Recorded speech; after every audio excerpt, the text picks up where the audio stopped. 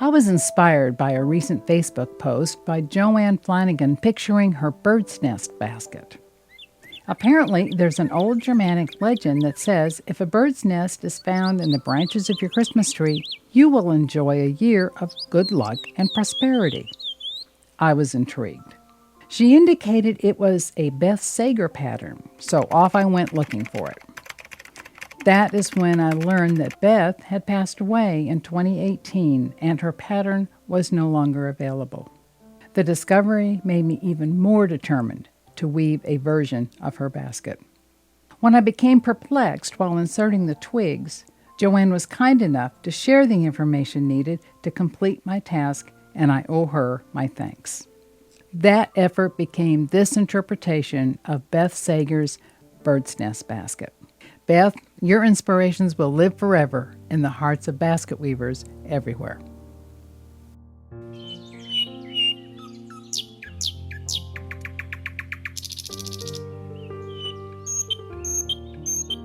These nests make nice gifts for special people. Along with the pattern, I've developed a printable sheet of hang tags you can use to explain the legend. This pattern is for all 3 basket sizes, large, medium, and small. The differences in each are the size of the reed, lengths cut, and the base sizes. Even beginning weavers with basic weaving skills should be able to complete one of these nest baskets. We'll weave the large one in this video. I prefer using smoked reed for this size, but we'll use natural so you can better see the weaving detail. These are the items you will need: water in a spray bottle and a pan, number 2 round reed, approximately 30 yards of it, 6x6 corkboard and T-pin to use with the printed graphic. It's optional but very handy.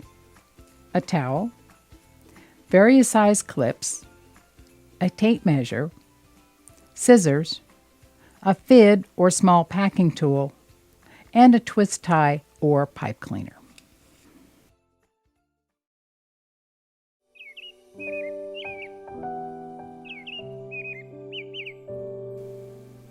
To get started, cut the following from the number 2 round reed. 16 pieces that are 20 inches long, these are the spokes, 2 pieces, one that's 3 feet long, and one that is 12 feet long. These are the weavers. And 96 pieces that are 6 inches long, these are the twigs. This graphic shows you the cuts which need to be made if you're making the medium or the small nest.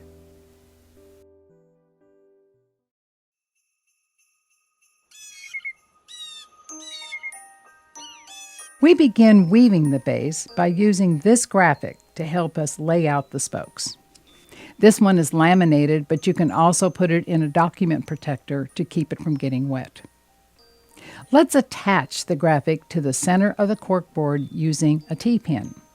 The corkboard raises the graphic above the table to make it easier to manipulate the clips and the spokes. I'm using a turntable just to make it easier for you to follow along. The graphic has a number of lines and a couple of circles on it. These lines represent the spokes. The smaller circle designates where you start to weave the base. The larger outer circle is the size of the finished base. This pattern includes a graphic for each basket size.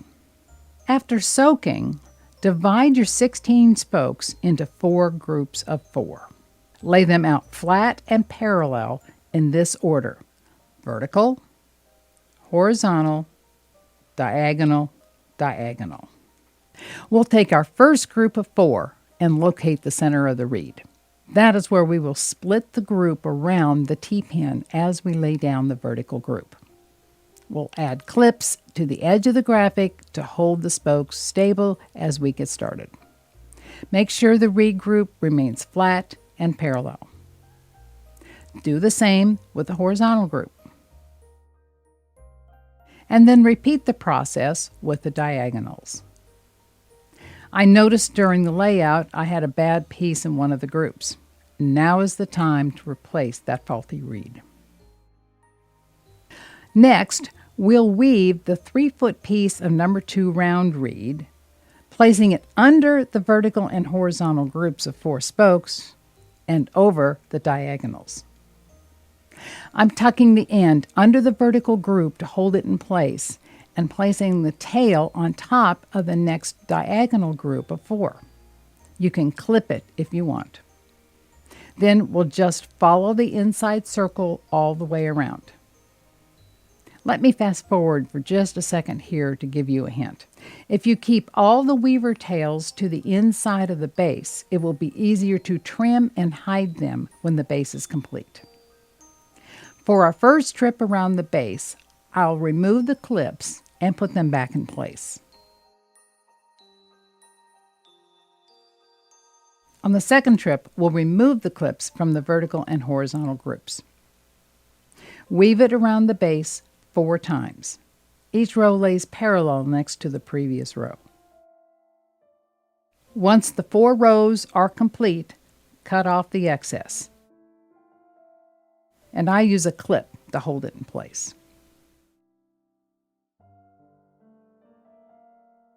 Before we start weaving the 12-foot piece of reed, we'll clip down the horizontal and vertical ends again. This next weave is opposite of the last one. It goes over the vertical and horizontal groups of 4 and under the diagonals. First, I'll tuck my end under a diagonal and head over to the next horizontal group. Then I unclip the diagonal to pass the weaver under it. I can remove the clip holding the first weaver in place. That end is now secure, and I can reclip the diagonal to hold it steady for the moment. This weaver is almost déjà vu to the last one, just working under the diagonals. You'll traverse the base 4 times, just like before, keeping everything snug. However, stop when you've completed these 4 rows and do not cut the weaver yet. Put a clip on things to hold your weaver in place and find the middle of the remaining piece of the reed. That is where we will cut it. Using this cutoff and the remainder of the current weaver, we're going to twine 3 additional rows around the base using the larger circle on the graphic as a stop sign that we've finished weaving the base. Our next step is actually 2 actions. We'll twine while splitting our groups of 4 into groups of 2. We'll remove the clip and slide the new weaver under the current weaver, but over the last group of 4. We'll lock the new weaver in place using the current weaver. Now, let's split our first group. Then, we'll take the current weaver and twine around the first pair of spokes we've just created. We'll twine all the way around the base, splitting all 8 groups of 4 into pairs. The new weaver now passes into the split we made in the first group of 4, passing it under the second pair. These pairs are now your spokes. Split the next group of 4 and repeat the process all the way around the base until we reach the tail we left hanging out. Keep it to the inside of the basket as you split the last group of 4. This is also where you would do a step up if you wish, or you can just keep twining. We'll twine 2 to 3 rows around the base until we reach the outer circle on the template. Once we get to the end of our twining, we'll want to tuck the weaver ends to secure them. First, I'm going to cut the bulk of the ends off to make them easier to manage. Then, let's dampen these weavers to make sure that they don't break as we bend them. Using a fid or some other tool, lift up the weaver in the last row. Slip your first weaver through the opening and toward the center of the base. Pull it through until it's nice and tight. Then we'll go to the next split between the spokes and open another spot in the twining. Here, we'll insert the second weaver just like we did the first. Let's snip all the errant tails to clean everything up. Remove the T-pin and flip it over, and you'll see what the outside of your basket looks like. Your base is now complete.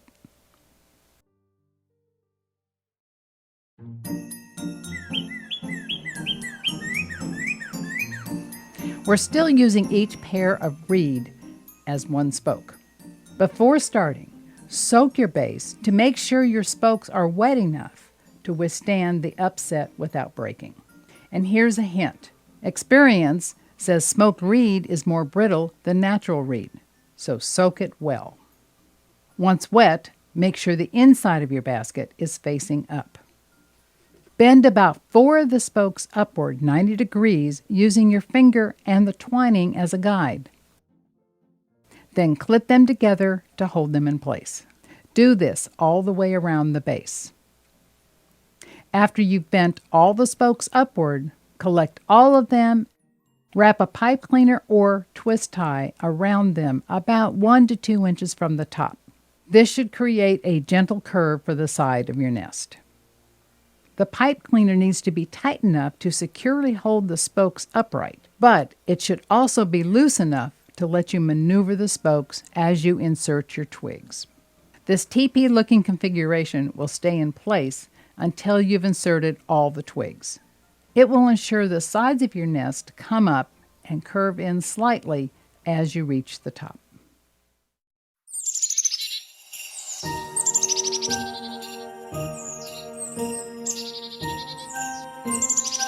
This graphic aims to help you follow how the twigs are inserted around the 16 spokes, creating the sides of the nest. Start with any 5 spokes adjacent to each other. On the graphic, they are labeled 1 through 5, starting from the right. I'm going to use smoked reed for a few moments here, so the contrast gives you a clearer view of the pattern. We are going to slip the twig horizontally over spoke 1, under spoke 2, over spoke 3, under spoke 4, and over spoke 5. Let's do that. Over spoke 1, under spoke 2, over spoke 3, under spoke 4, and then lay it over spoke 5.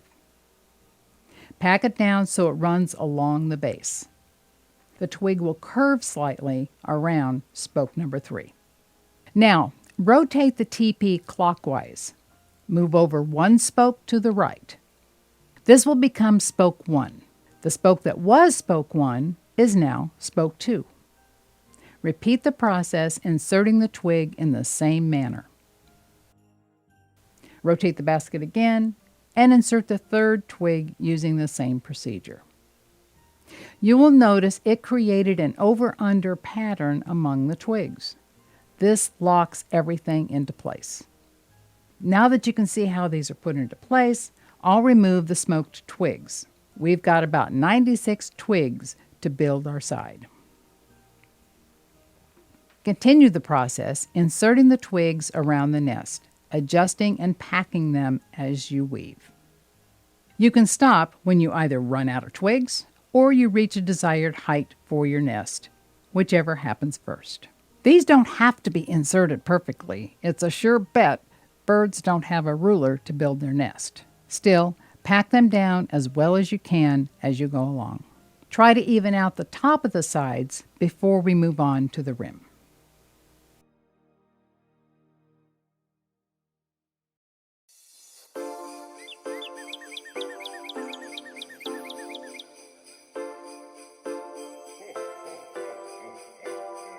Before we start, let's remove the pipe cleaner.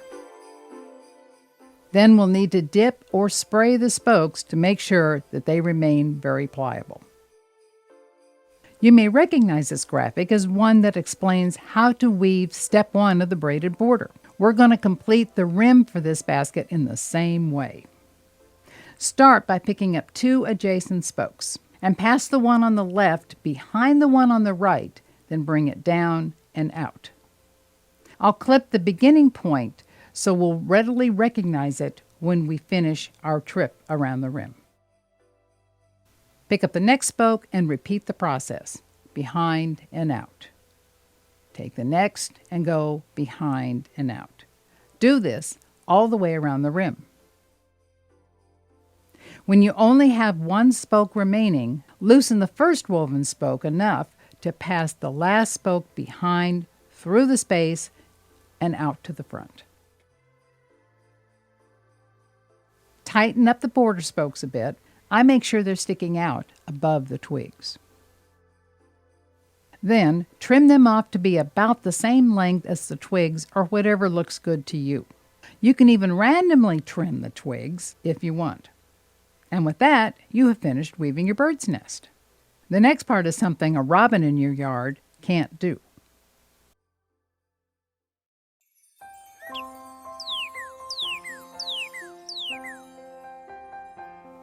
You have a couple options here. You can weave the larger one using smoked or dyed number 2 reed. The medium and small nests can be woven using natural reed or dyed reed. I haven't been able to find a source for number 1 or number 0 smoked reed. But you can weave any of these nests using natural reed and then stain them. I did a lot of experimenting trying to find a finish I liked, and what follows are just my preferences. I stained some of my nests with Danish oil. Other wood stains work too, but I like Danish oil because the smell goes away much quicker. It also dries faster than regular stain, so the color doesn't transfer to other surfaces it touches. This is one where I stained the twigs before weaving using various colors of stain. It took several days for this one to dry and stop leaving marks on the towel. Spraying them was tough because the twigs stuck out in so many different directions. The sprayed stain could not reach the cracks and crevices, leaving them with an uneven coloration. What I decided to do was just pour the Danish oil in a bowl and immerse the nest in the oil. That evened out the color. Here's what you'll need for that process. I like to use either dark or medium walnut Danish oil. For this one, I used dark walnut. We'll need mineral spirits for cleanup. A large bowl. This is a cheap hard plastic one. The oil-based stains can break down thin plastics. A funnel to put the stain back in the can. Some long flat sticks. These are paint sticks. And gloves and an apron. First, pour your stain into a large bowl deep enough to immerse the nest. Place the nest into the bowl with the stain. If it doesn't cover it, swirl around the stain and perhaps flip the nest over to make sure it gets fully coated. Lay a couple of pieces of wood, such as these paint sticks, across the bowl. Set the nest up there, allowing the excess to drip back into the bowl. This may take about 15 or 20 minutes, but you'll be able to see when the dripping stops. Remove the nest and set it aside to finish drying. Now pour the leftover stain or oil gently back into its original container using the funnel. Clean everything up by first wiping everything down with a paper towel to remove the excess. Then pour some mineral spirits in the bowl through the funnel. Wipe both of them dry with a paper towel or cloth rag. Leaving the residue in the bowl will cause cross-contamination next time you use it. Remember to dispose of all your oil-soaked rags and paper towels in a metal container to prevent spontaneous combustion.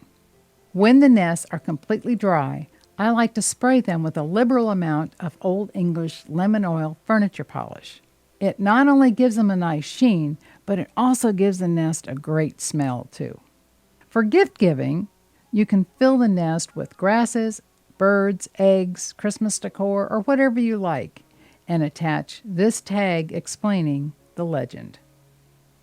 As always, suggestions and comments about these video projects are welcome. I'll tackle any question you may have because I learn from them as well. If you would like a copy of the pattern and graphics included in this video, send me an email at the address on the screen, and I'll be glad to share them with you. I look forward to seeing pictures of your projects. These videos are a way to share weaving discoveries with others. Here's hoping your weaving will be as satisfying for you as it is for me.